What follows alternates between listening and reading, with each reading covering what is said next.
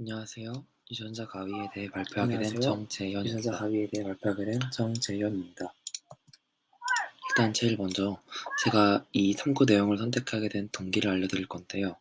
제가 이 주제를 선정한 이유는 요즘 유전자 가위, 크리스퍼에 대한 이야기가 많이 나오고 있고 이 내용이 우리가 배운 면역 체계와 관련이 있다고 하여서 관심이 있게 되어 찾아보게 되었습니다. 일단 제일 먼저 제가 이 탐구 내용을 선택하게 된 동기를 알려드릴 건데요. 제가 이 주제를 선정한 이유는 요즘 유전자 가위, 크리스퍼에 대한 이야기가 많이 첫 번째로 조사한 내용을 말씀드릴 건데요.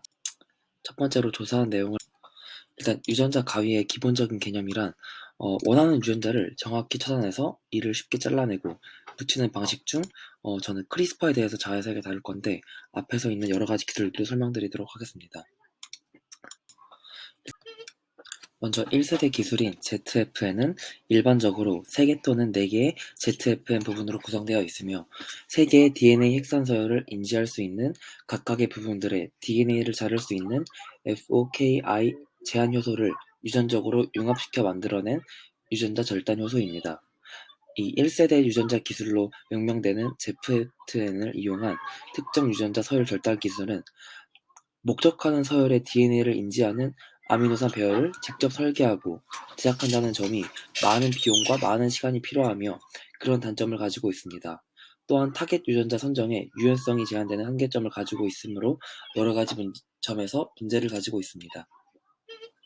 먼저 1세대 기술인 ZFN은 일반적으로 3개 또는 4개의 ZFN 부분으로 구성되어 있으며 3개의 DNA 핵산 서열을 인지할 수 있는 각각의 부분들의 DNA를 자를 수 있는 FOKI 제한 효소를 유전적으로 융합시켜 만들어낸 유전자 절단 효소입니다.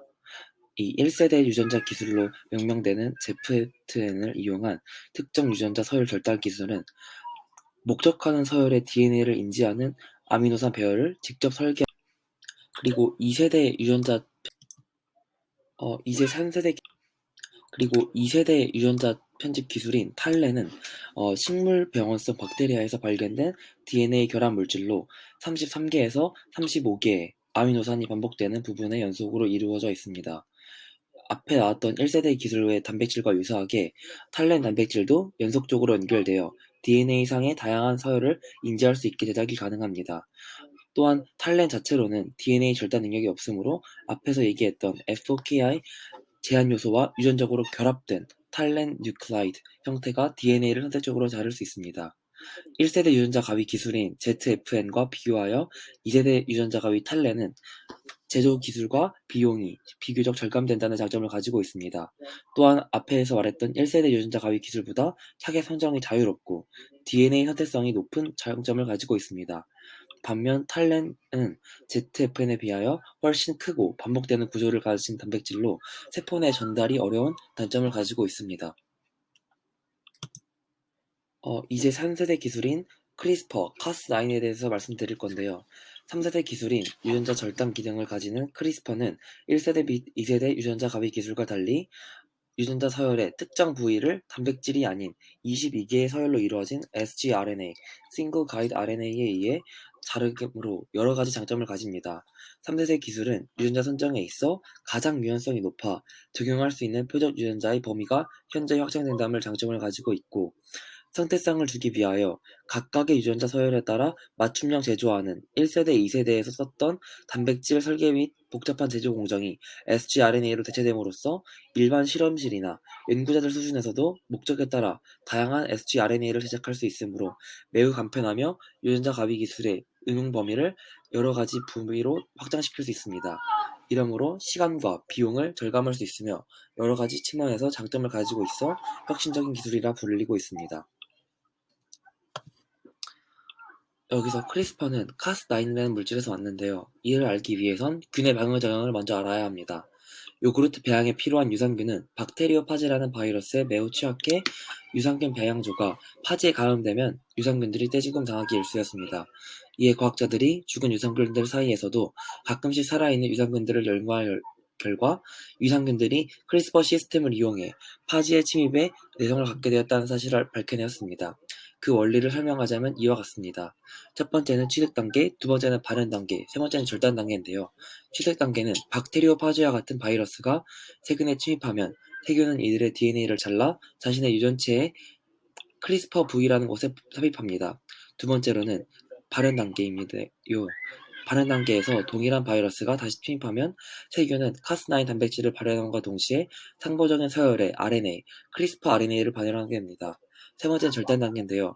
크리스퍼 RNA와 cas9 복합체가 형성된 상태에서 바이러스 유전자 내 상보적인 서열과 결합했을 때 cas9 단백질이 바이러스의 DNA를 절단함으로써 바이러스를 죽이는 시스템으로 특정 유전자를 잘라낼 수 있었습니다. 여기서 얘기했던 것과 같이 크리스퍼와 RNA 서열 중 일부를 바꿔주기만 하면 크리스퍼 시스템을 원하는 DNA 서열을 자르는 유전자 가위로 사용될 수 있다는 것을 알게 되었으므로 이렇게 크리스퍼에서 사용하고 있었습니다. 여기서 크리스퍼는 cas9이라는 물질을 제가 이 탕부지혜를 설명하기 위해서 읽은 책은 DNA 혁명 크리스퍼 유전자 가위라는 책인데요. 제가 이 책을 선택한 이유는 선택한 주제에 제일 적합했기 때문입니다. 제가 선택한 주제인 크리스퍼 유전자 가위의 내용이 많이 들어있었고 또한 여러가지 예시, 여러가지 접목 분야 등을 설명해 주어서 이 책을 고르게 되었고요. 그 다음에 이 책에서 내용을 간단하게 요약하자면 이 책에서는 유전자 가위 크리스퍼의 특징과 위에서 설명한 cas9 등의 기본 개념을 다 설명해 주었고 지금 유전자 가위가 어떻게 사용되고 있고 앞으로 어떻게 사용될지 등을 설명해 주고 있습니다. 이 책에서 가장 인상 깊었던 구절은 제가 유전자 가위가 동물이나 식물에 쓰인 사례나 경우는 많이 봤지만 이 책에서는 실제로 유전자 가위를 사람, 뱀에게 실현한 중국의 과학자들의 사례를 5개를 소개해 나왔습니다. 여기서 저는 실제 사람들에게 유전자 가위를 실험한 줄 몰랐는데 이런 사례를 소개했다는 것에서 인상 깊었고요. 심지어 마지막 실험에서는 원하는 표적 염기를 70%가량 변경시키는 데 성공했다는 점에서 상당히 인상 깊었습니다. 이런 연구 결과를 통해 폐하에서 유전 질환을 다 치료할 수 있는 가능성을 제시한다는 점에서 인상 깊었고 이 기술이 더욱 발전했을 때는 완벽한 인간이 나타날 수 있을지 고민하게 되었습니다. 따라서 더욱 다양한 소주제로 인간의 유전자 편집을 찾게 되었습니다. 이 책을 읽고 알게 된 점이나 깨닫게 된 점은 이 책은 단순히 유전자 가위를 설명한 것이 아닌 이 기술이 시사하는 바 앞으로 나아가야 하는 점에 대해서 설명해 주었습니다. 유전자라는 어떻게 보면 위험한 부분을 다루는 기술을 단순히 좋고 발전된 기술로 포장하지 않고 다른 의견과 위험성도 제시해주면서 단순히 발전된 기술이 좋은 것만은 아니라는 것을 알게 되었고 문제를 바라볼 때 한쪽 시선에 치우쳐서 보면 안 되겠다는 생각을 갖게 해주는 좋은 책이었습니다. 제가 이 책을 선택한 이유는 그래서 제가 정하게 된 소주제는 인간의 유전자 편집인데요. 그래서 제가 일단 인간의 유전자 조작에 있어서 가장 중요한 점은 치료 유전자를 원하는 페노타입으로 전달해야 된다는 점입니다. 위에서 말했듯 인간의 유전자 조작에서 가장 중요한 것은 치료세포를 전달하는 것인데요. 이 치료세포를 전달하는 방법에는 크게 두 가지가 있습니다. 첫 번째는 바이러스성, 두 번째는 비바이러스성인데요. 바이러스성은 유전자 절단 요소와 가이드 RNA 발현 바이러스 유전체를 넣은 바이러스를 인간 세포에 넣는 것인데요. 이는 인간 세포에서의 유전자 발현율이 높고 지속성이 뛰어날 뿐만 아니라 침투력 및 부착력이 뛰어나서 가장 많이 이용되고 있습니다. 최근까지 시도된 각종 유전자 치료에 있어서 가장 많이 시도된 바이러스성 벡터 시스템은 레트로바이러스이고 또한 두 번째로는 아데노바이러스로 많이 이용되고 있습니다. 또한 비바이러스성 전달 방법은요. 주로 유전자 절단 요소, DNA, RNA, 단백질을 포함한 양이온성 지질을 세포 속에 집어넣는 것인데요. 이들은 음이온성 DNA와 이온 결합에 의해 복합체를 형성하여서 세포 내로 전달됩니다. 비바이러스성 전달체는 바이러스성보다 조금 전달력이나 침투력, 부착력이 뛰어난 것으로 알려져 있습니다. 그리고 유전자 가위에 대한 최근 연구 동향을 설명해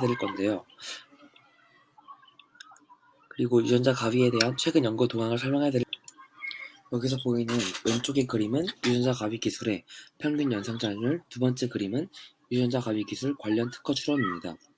2010년도부터 2014년도까지 최근 5년간 유전자 갑입 기술의 평균 성장률은 41%이며 3세대 기술의 경우 136%로 가장 높은 것으로 보고되었습니다. 또한 최신의 3세대 유전자 갑입 기술 관련 특허 출원은 2012년부터 폭발적으로 증가하였으며 2014년에만 미국 170건, 중국 55건으로 미국과 중국이 대부분을 차지하고 있습니다. 한국은 2014년에 처음으로 6건의 특허를 출원하였습니다. 표를 보면 알 수 있듯이 계속하여서 유전자 갑입, 크리스퍼에 대한 연구는 발전되고 진배되고 있습니다. 앞으로도 미래에도 계속 더욱 발전할 것으로 추측할 수 있습니다. 여기서 보이는 왼쪽의 그림은 유전자 갑입 기술의 평균 연상. 또한 중국에서는 직접 사람에 실험하는 연구도 계속되고 있다는 논문도 있는데요. 앞으로 조심히 하지만 꾸준히 발전할 유전자 갑입 기술이 기대되고 있습니다. 또한 중국에서는 직접 사람에 실험하는 연구도 계속되고 있다는 논문도 있는데요.